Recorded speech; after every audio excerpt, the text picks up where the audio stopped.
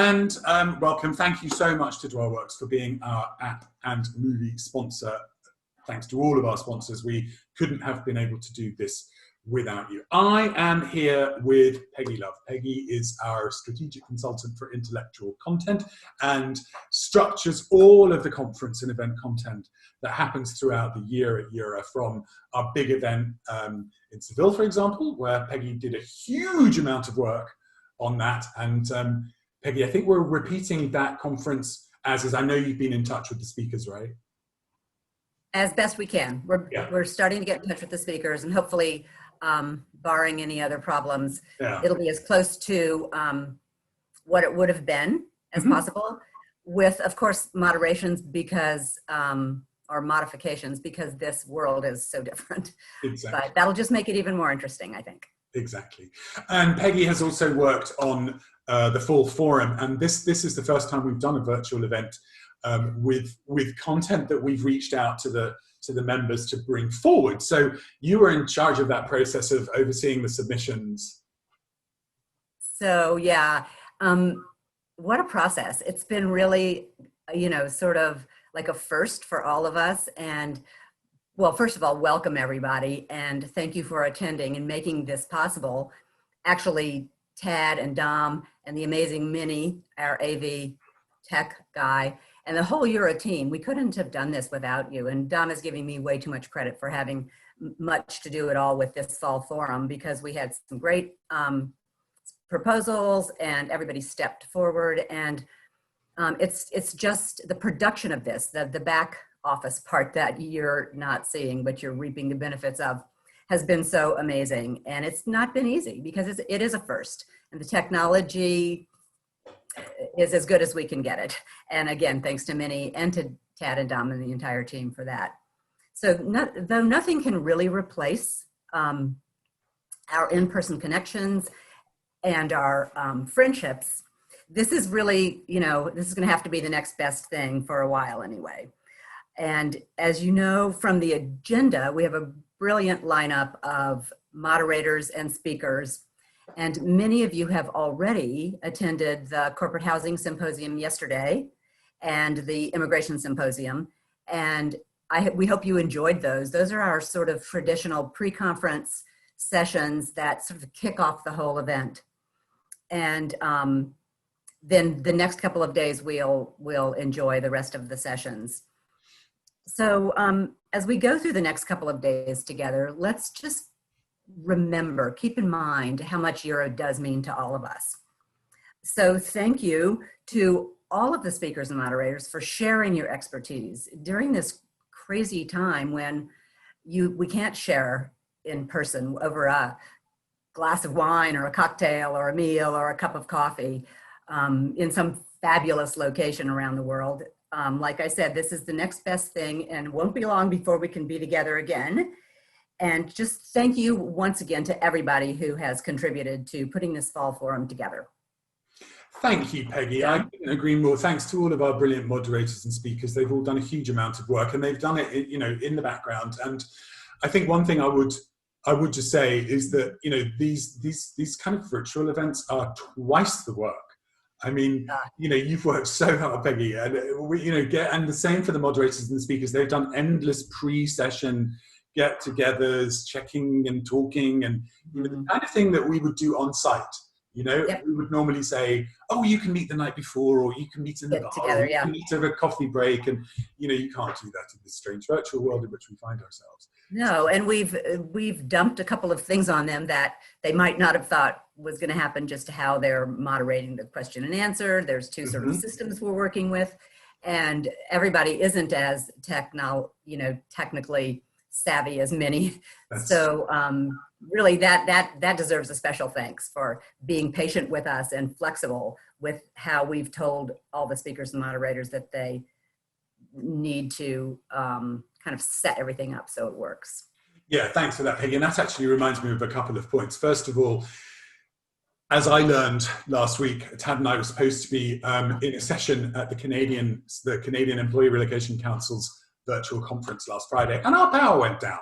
So that didn't happen. So just bear in mind, there's a lot of things that, unfortunately can go wrong with any kind of live virtual event. So please be patient if things, either run short or run long, or a speaker can't join the call or that kind of thing. It's all very new. And we took the decision not to record everything like we did in May, because we felt it was kind of more dynamic. You can engage in Q&A, you can engage in chat during the sessions, and we will be there as well during all those sessions to do the same thing.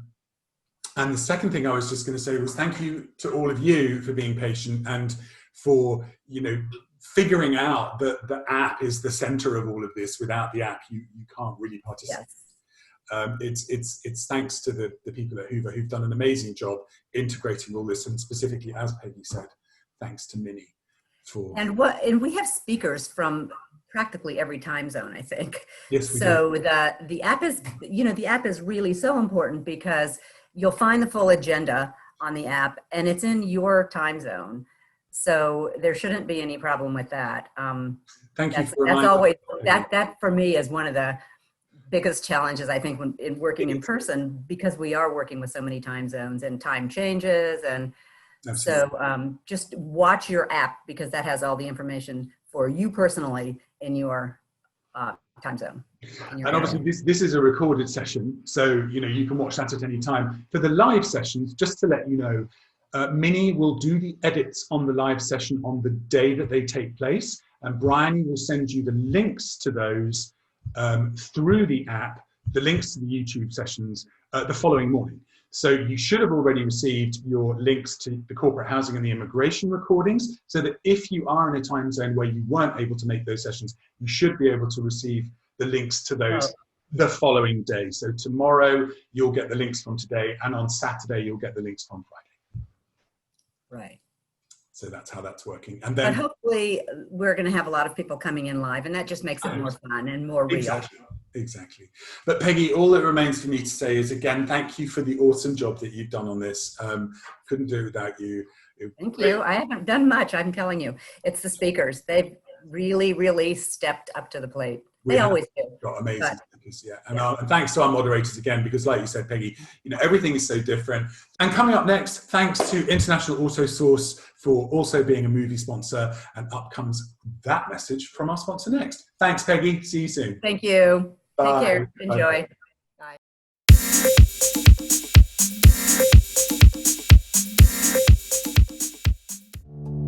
As an expat moving to the USA, relocating is exciting, but it can also be stressful. Getting a car, truck, or SUV for personal transportation is usually a high priority. That's where International Auto Source comes in. We make getting the vehicle you want for your work assignment or academic program easy, so you're ready to drive when you arrive. Our product specialists have helped over 50,000 expatriates with their personal transportation needs, making us the largest international auto retailer in the world. International Auto Source gives you flexible payment options to buy, lease, or rent a vehicle from the world's leading auto brands, arrange financing on a purchase or lease without a U.S. credit history, social security number, or driving record, get full insurance coverage, and get approved easily through our low-rate factory-backed financing programs. And because we're an authorized distributor of the world's leading automotive brands, our no-haggle prices are competitive, and the buying experience is hassle-free. We'll even guarantee your new vehicle will be ready the day you arrive. With over 20 years of experience in the global community, we are the vehicle experts for expats. We are International Auto Source.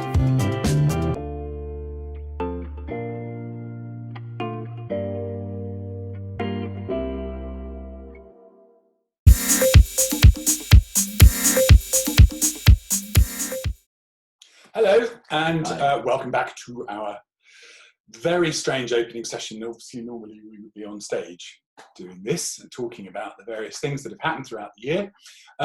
Thank you very much to International Auto Source, our previous sponsor for their film.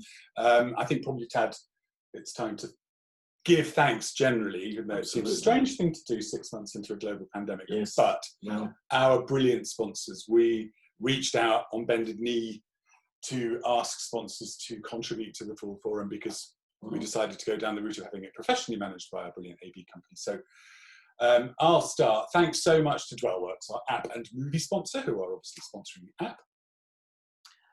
And thank you to our movie sponsors, Nordic Relocation Group, International Auto Source, and Reload Talent. Yeah, absolutely. Couldn't do it without them. And you'll see those films, obviously, throughout this opening session, and I'm going to put them into the coffee breaks as well. Thank you to our supporters. We have BDO Switzerland, we have Cork Global Network, and we have Executive Expatriate Relocations Middle East. We have Formula Group from India. We have Fluency Corp, R3 Location. Thanks to IOR Global Services, who are also our bag sponsors for Seville. Thanks to Impact Group, and thanks to Reload Tracker. And finally, thanks to Expat Partners. We can't tell you what it means to have these sponsorships. We wouldn't be able to do what we do without their support. We try and keep our fees as low as possible. And obviously for this forum, we took the decision as an administration and as a board to, let this not be charged for. We didn't want to monetize it. We just want to keep everyone together for as long as we can. So when we were talking about this beforehand, we were kind of talking about, sometimes it can be tough to wake up and think about what you have to be thankful for when our lives have all changed beyond recognition. Mm-hmm.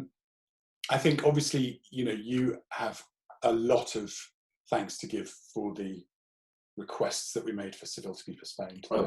Absolutely. The original postponement and then the second postponement. We do hope that everything will be okay for us to be in Seville next June. Yeah, absolutely. I think probably that's what all of us in our industry want more than anything else, is just to actually get together again, to be together, to be able to share, to be able to think about, what we've been through, what we're facing.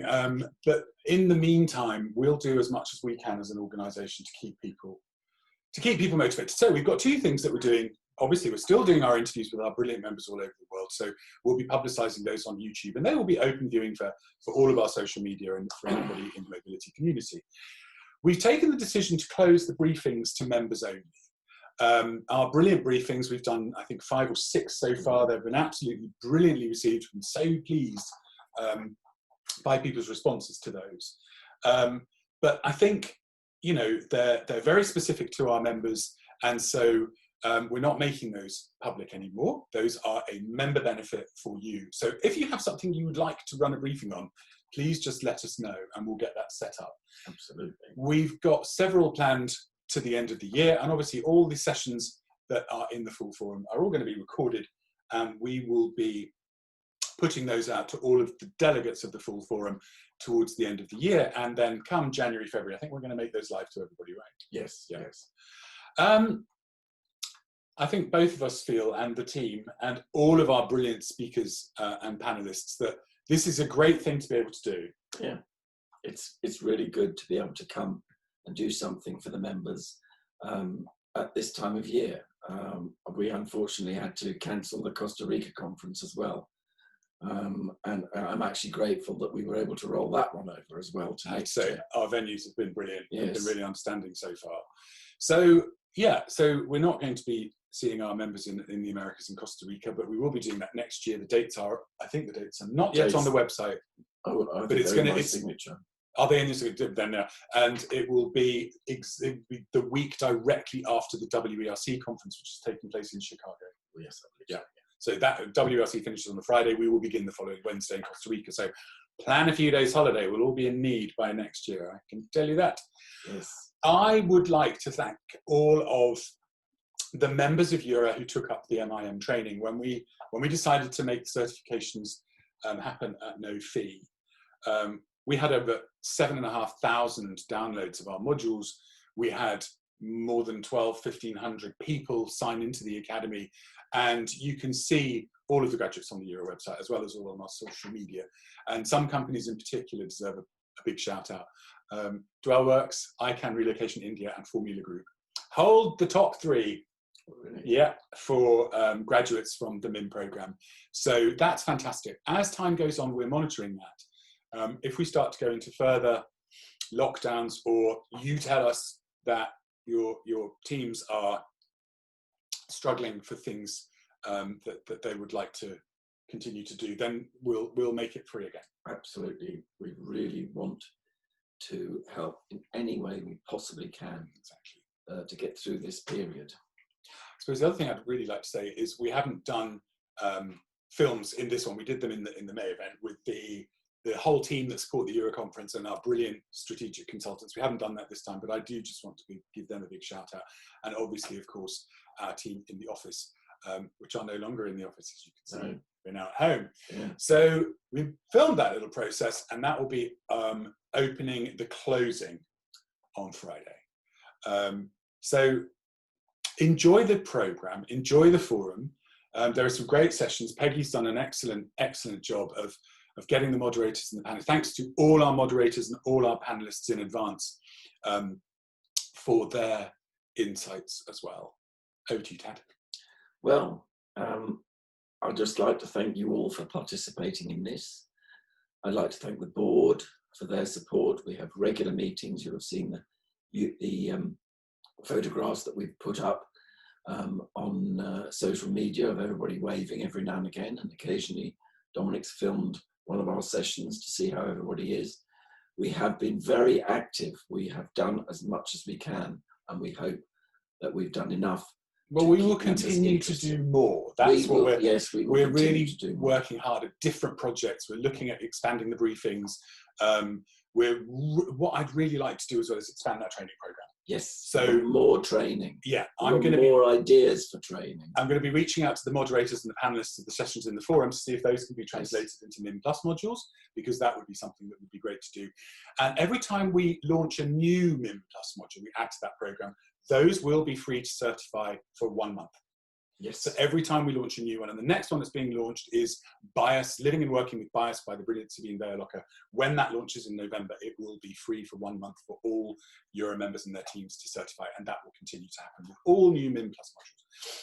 So in the meantime, enjoy the forum. Yes. Hope you enjoy the sessions. They are brilliant. We've got a fantastic lineup.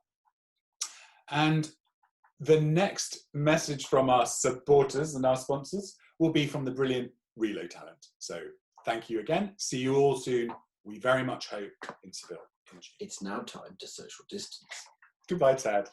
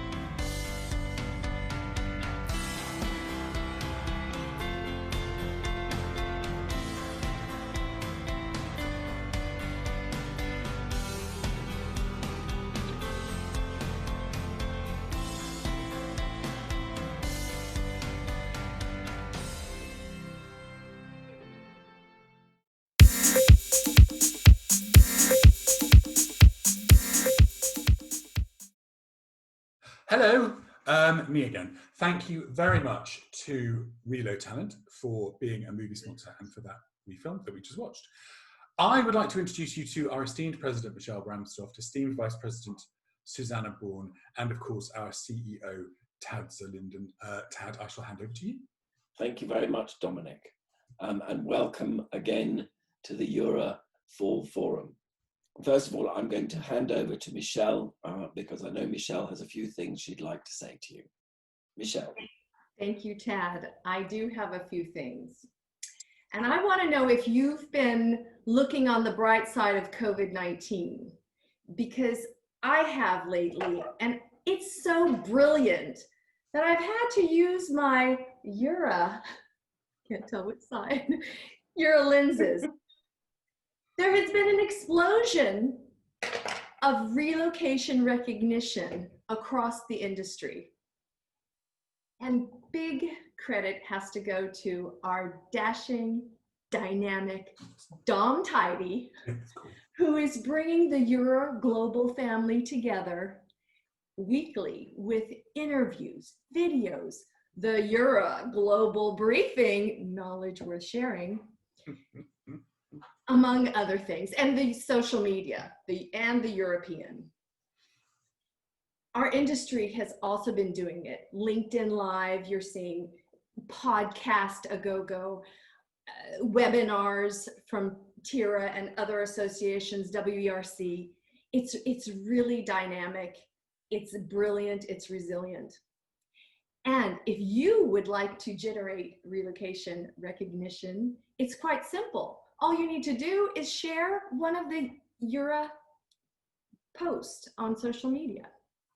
There's also a way by sending your article or your story to Eura, and we can show it, publish it rather, on the Eura website, in the European, that's published 3 times a year, or in that best-selling book we're writing, the Eura ebook.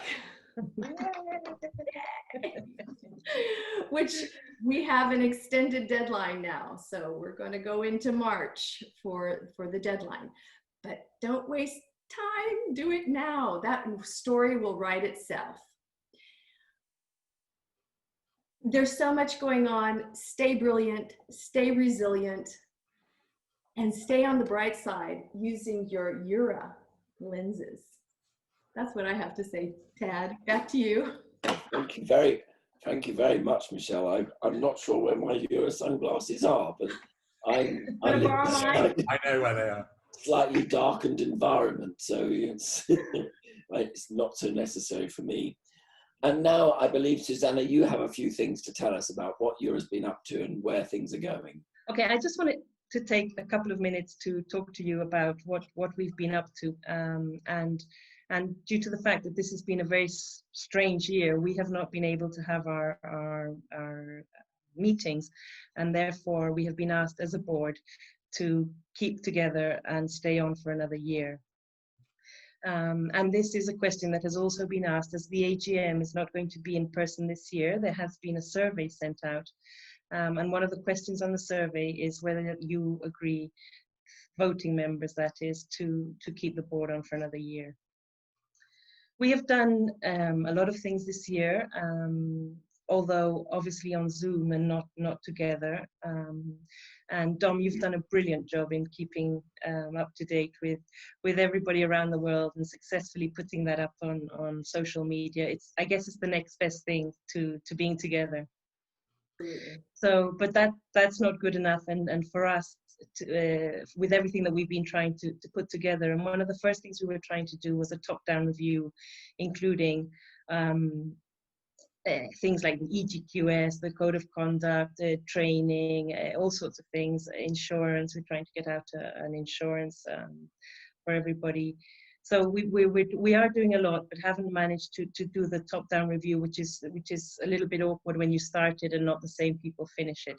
So that is one of the things that we would like to try and finish this year. The other thing that we would like to do is to see the end of the cycle of the conference. As we all know, that the conferences are one of Eura's best, the things that we like most about Eura is all meeting together in these wonderful places. And this time it wasn't going to be any less in Seville. And I guess this is probably, we can say that this is one of the conferences that has taken longer to organize, because we've organized, reorganized, and reorganized again. So for anyone that doesn't know, June 2021 is the date that we hopefully, fingers crossed, will all have to see each other again. So we have been talking to the hotels, the venues, everybody, and they've been very kind to roll over with us, and to obviously they had to accept that this is the situation. But they're also very pleased that Eura has been kept in contact with them regularly, and that we haven't dismissed them as a place to go to. We're still planning to keep them included in our 2021. So hopefully we'll see you all in Seville in 2021 in June. And in the meantime, we look forward to hearing to the results of the AGM in a couple of days' time. So over to you. Thank you, Susanna. In fact, the meeting that we went to or were scheduled to have in Seville was supposed to be the beginning of the top-down review and turned into a conference postponement meeting. One thing we did actually manage to do was to review the rules or code of conduct. And again, that's something that full voting members have been asked to vote on in the AGM survey, which you'll hear more about when the AGM itself is broadcast. A couple of other things. This is the year of the rollover. So therefore the EGQS standard has been rolled over. So the 2020 standard will become the 2021 standard. It was impossible to get everyone together to discuss that. One item that we are trying very hard to sort out is professional indemnity insurance, but this is something that is taking an awful long time to actually get to grips with. Anyway, one thing that has happened in the last 6 months is that we have sent out 2 surveys, one in March and one in September, to gauge the impact on members of COVID-19. And I have spent some time doing a comparison of the 2 surveys. And the following, I'm going to make the following comments that I've gleaned from the information that was there. In March, around about 12% of members registered that they didn't think there would be any change as a result of COVID-19. This is now down to only 3% of members. So basically, 3% of respondents are saying, they're still saying there'll be no change. The other 9% are saying, yeah, there will be a change, or there has been a change. Oh. Michelle. May I ask a question? You may indeed. Are these the same people who answered in March and answered in September? We assume so. We can't tell. We made it. Okay. We made it anonymous, but what tends to happen with our research, Ted, I think you'll back me up, is that the people who respond is quite a core group of people. Yes. Okay. Yeah. And in fact, the results of the second survey there are slightly fewer respondents, but you know. Okay. Yeah. By September, 20% of respondents registered that they had seen a 25% decrease in business, whereas only 16 were registering that in March. So that has also gone up a little. But by the same token, people registering higher losses of business has gone down. So it's not all negative. Good. The figures for 50 to 75% business loss has decreased, which is excellent.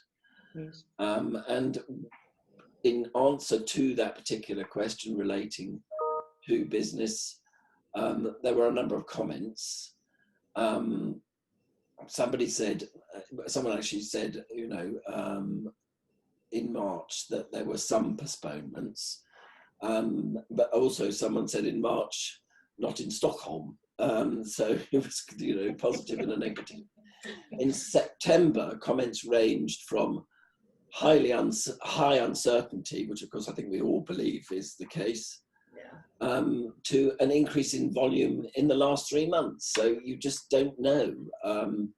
These sort of world events can have all sorts of effects.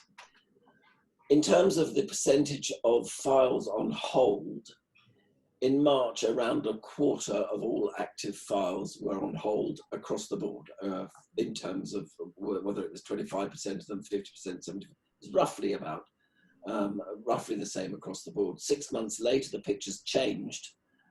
Around 29% of respondents registered that up to 25% were on hold, and a further 19 said that up to 50% were on hold, but few respondents said that the situation was any worse. So it's looking a bit better. Mm-hmm. In terms of comments, one person stated that the number of files on hold was set to increase on a daily basis. So they were really being quite pessimistic in March.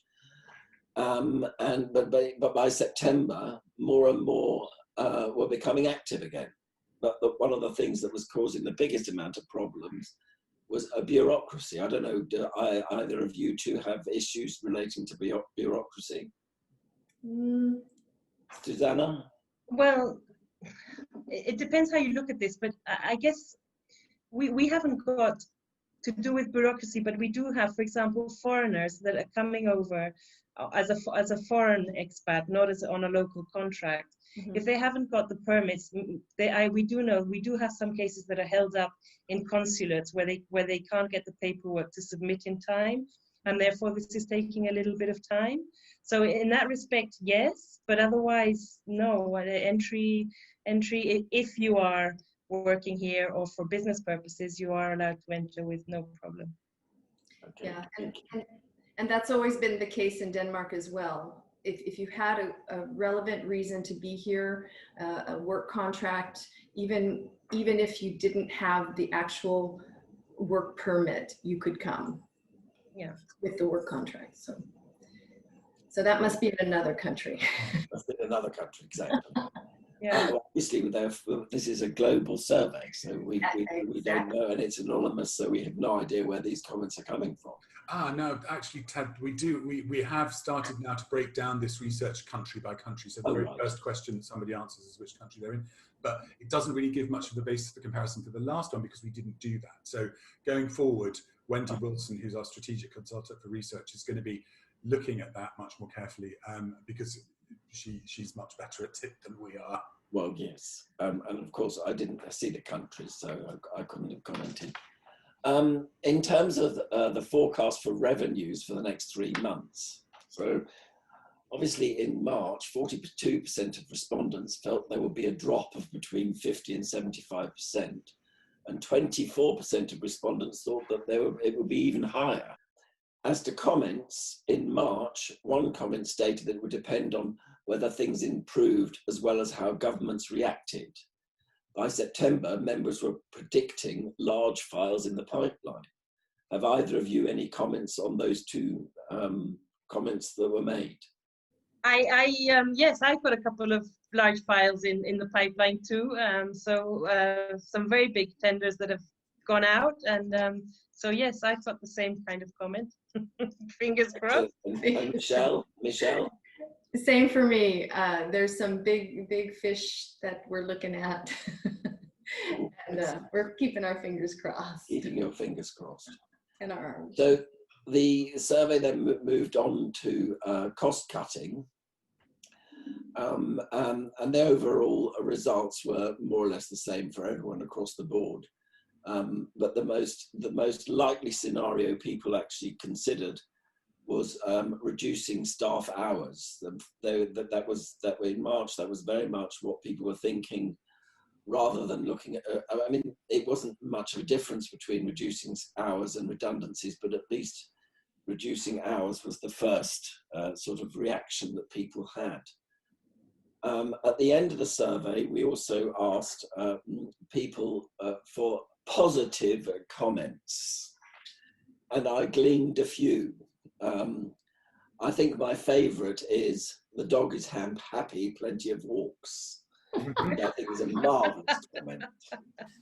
On a more business sort of point of view, people are developing methods to keep in touch with clients and transfer ease. There were comments that it was a lot easier to get decisions from HR.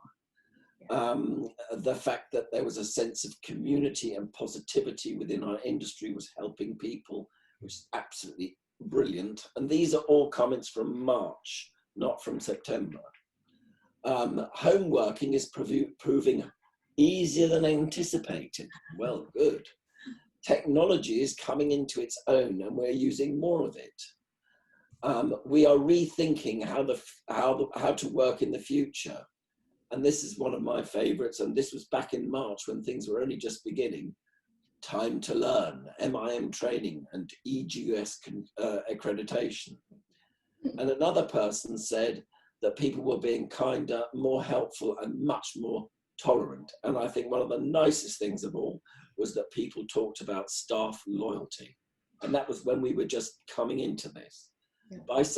By September, people were talking about greater collaboration among providers. I know that certain groups of people in certain countries have been working together to do things.